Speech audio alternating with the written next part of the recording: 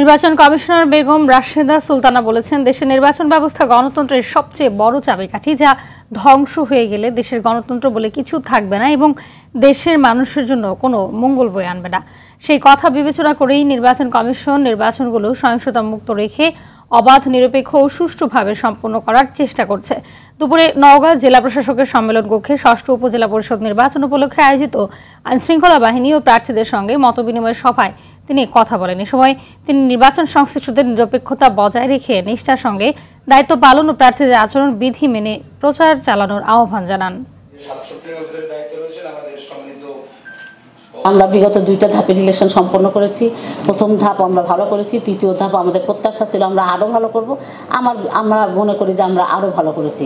আমরা তৃতীয় ধাপ আরও ভালো করতে চাই, চতুর্থ ধাপও তার চেয়ে বেশি ভালো করে আমরা জনগণের মনে এই আশাটুকু আনতে চাই যে না, নির্বাচন কমিশন একটা ভালো নির্বাচন করতে পারে।